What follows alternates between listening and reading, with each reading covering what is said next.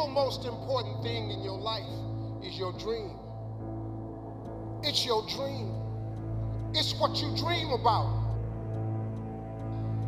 If you see it, you can achieve it. If you don't have visions, you can't make it in this world. You need something to sustain yourself through that. It's not optional, because the price of existence is so high that without that sustaining meaning, it corrupts you, it embitters you, and once you're embittered, things go downhill rapidly. You get vengeful and you get angry and you get destructive, and there's really no limit to that.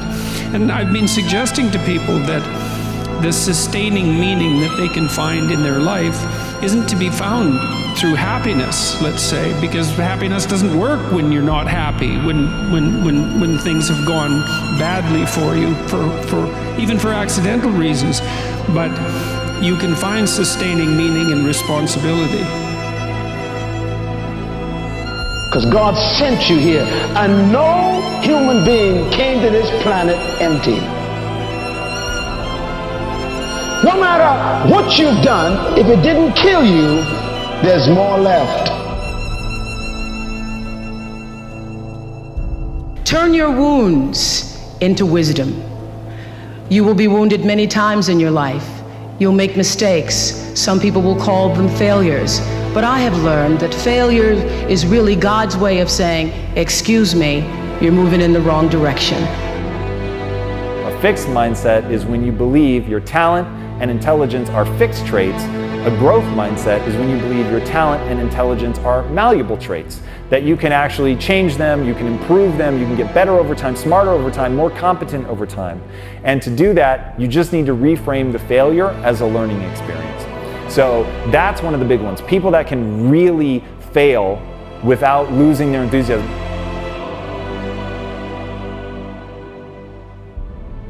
You've got to stop asking how little you can get away with and start asking one of the most powerful questions in the universe, which is how much can you bear? You came here loaded, and you came here to make a deposit. And deposit you will make.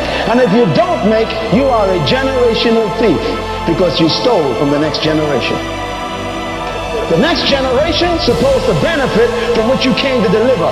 And if you settle down on what you've done and not do what you could do, then you rob them of what you came to leave for them to enjoy. And that is why you should never allow what you've done to stop you from doing what you could do. Take responsibility for yourself, and that works. And then if you do that properly, you can take responsibility for your family. And then if you do that properly, you can take responsibility for your community. And you can continue to burden yourself voluntarily, let's say, with a greater and greater range of existential challenges. And all that does is make more and more of you.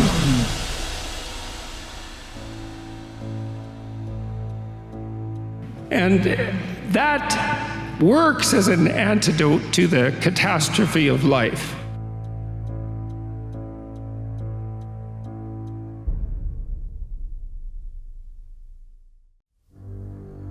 Create the highest, grandest vision possible for your life, because you become what you believe. When you wake up in the morning and your life means something to somebody other than you, that you have a purpose. If you don't go do the things that you're going to do, people's lives will suffer. And I think that kind of purpose, that like to live in service, not to you, but to live in service to humanity, to live in service to your family, to live in service to your church, to your city, to your country, to the world. Living in service is that, I feel like that is the purest form of joy. Woe is me, it's not my fault, it was so-and-so, they did it to me. I want you to stop that immediately. Remind yourself that you own your life. Remind yourself of cause and effect. Remind yourself that you are in control. You could make a different decision and you could get a different outcome, because you can't control the world, you can't control other people, you can only control yourself. And between that stimulus and that response is your ability to make a different choice.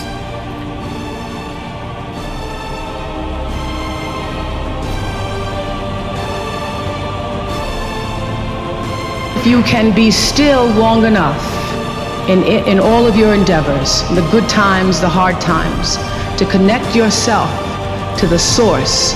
I call it God. You can call it whatever you want, to the force, nature, Allah, the power. If you can connect yourself to the source and allow the energy that is your personality, your life force, to be connected to the greater force, anything is possible for you. I'm talking about being honest with yourself about what you're doing, about how you've performed, about whether or not you're being weak in something.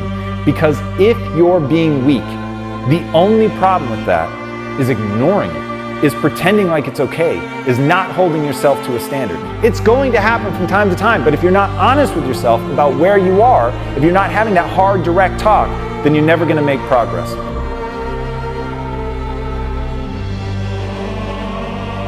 You gotta make a decision. Listen to me. You gotta make a decision. What's the decision? What's the thing you came here for? Now we're at the moment. The clock is ticking. People say all the time, hey, life is short. Let me tell you something. Life can be long. You bury your dreams, you quit this, life gets long. See, time's relative. 2 minutes of you being with your sweetie, doing whatever you like to do with them, that can go by quick, right? What about the last 2 minutes on a treadmill? Does that not seem like it goes by for like 4 hours, right? So if you're enjoying it, it's short. If it's painful, it's long. Life can be long.